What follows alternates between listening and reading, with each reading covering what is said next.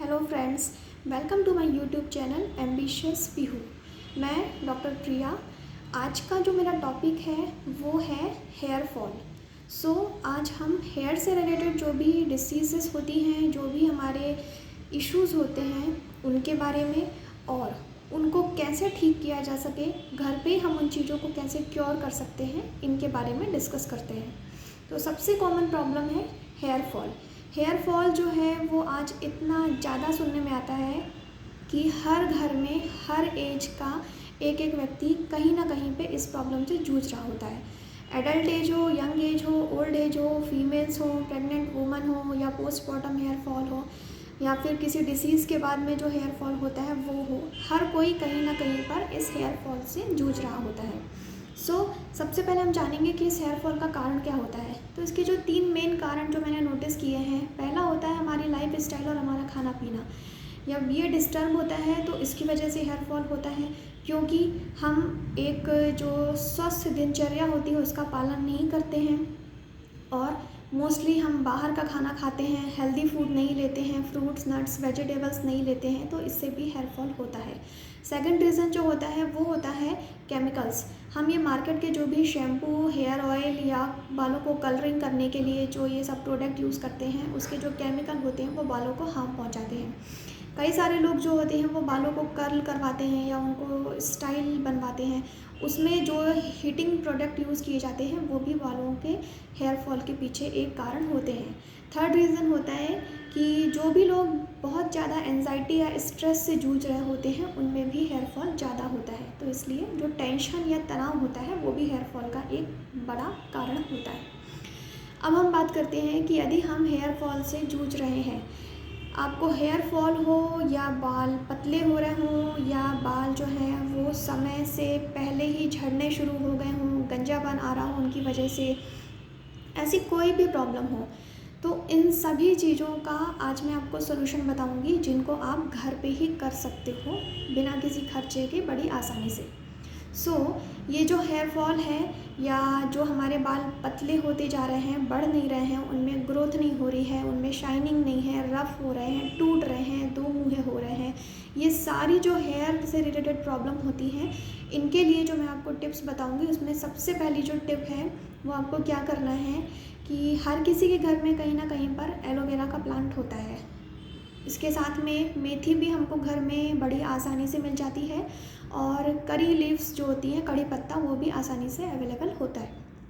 तो सबसे पहले आपको क्या करना है कि जो मेथी के दाने होते हैं उनको लेके आपको 2 या 3 चम्मच मेथी के दाने लेके और उसमें 8 से 10 कड़ी पत्ते डाल के और उनको रात भर जो है तो सोक करने के लिए रख दीजिए। सुबह उसके बाद में आप उसको लीजिए और उनको मिक्सर में ग्राइंड करके उसका एक पेस्ट बना लीजिए। साथ में क्या कीजिए, आप एलोवेरा लीजिए जो आपके घर में हो या फिर आप बाहर से भी एलोवेरा ले सकते हैं।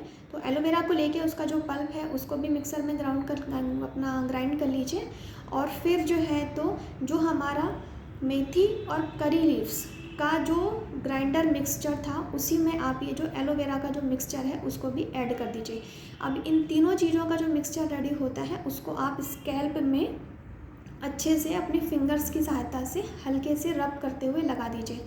इसको 2 घंटे सिर में रहने दीजिए और उसके बाद में आप नॉर्मल गुनगुने पानी से वॉश कर लीजिए। आप चाहें तो नेक्स्ट डे जो है तो माइल्ड शैम्पू से भी वॉश कर सकते हैं। तो ये था पहला टिप। सेकंड टिप जो है, यदि आप मेथी नहीं यूज़ करना चाहते हैं तो आप सिर्फ क्या कर सकते हैं, आप एलोवेरा का पल्प लीजिए, उसको ग्राइंड कर लीजिए। ये जो एलोवेरा पल्प है या उसका जो जूस है आप उसको छान के उसका जूस भी निकाल सकते हैं। तो आप इसको लेके इसके अंदर जो विटामिन ई के जो कैप्सूल्स आते हैं वो आप उसमें ऐड कीजिए। उसके साथ में 1 या 2 छोटे टीस्पून आप कोकोनट ऑयल जो होता है वो ऐड कर दीजिए। वो ऐड करने के बाद में आप इस मिक्सचर को जो है तो अपने हेड पर अप्लाई कीजिए। अप्लाई करके आप इसको ओवरनाइट लगा रहने दीजिए और सुबह आप इसको वॉश कर लीजिए। तो ये जो पल्प होता है एलोवेरा का, ये नारियल तेल के साथ में मिल के आपके जो बाल होते हैं उनको एक बहुत अच्छी ग्रोथ भी देता है, हेयर फॉल भी कम करेगा और शाइनिंग भी लाएगा। तो ये थी और सेकंड टिप। थर्ड टिप जो मैं आपको बताऊंगी वो भी एक बहुत अच्छी टिप है इसमें आपको क्या करना है कि आपको एक हेयर ऑयल बनाना है। आपको इसके लिए आपको क्या करना है कि जो गुड़हल का फूल होता है, गुड़हल के फूल और गुड़हल के पत्ते आपको दोनों लेने होते हैं। जो कलौंजी होती है वो भी घर में अवेलेबल होती है, ब्लैक कलौंजी, आप वो ले लीजिए और थोड़े से आप मेथी के दाने ले लीजिए। ये चारों चीज़ें आप कलेक्ट कर लीजिए और फिर एक लोहे का बर्तन लीजिए, उसमें आप जो एक्स्ट्रा वर्जिन कोकोनट ऑयल होता है वो लीजिए, उसको गुनगुना कीजिए, उसमें ये चारों चीज़ें ऐड कर दीजिए। क्या? गुड़हल के फूल पत्तों के साथ में मेथी और ब्लैक वाली कलौंजी, ये चीज़ें आप उसके अंदर ऐड कर दीजिए, उसको गर्म कीजिए।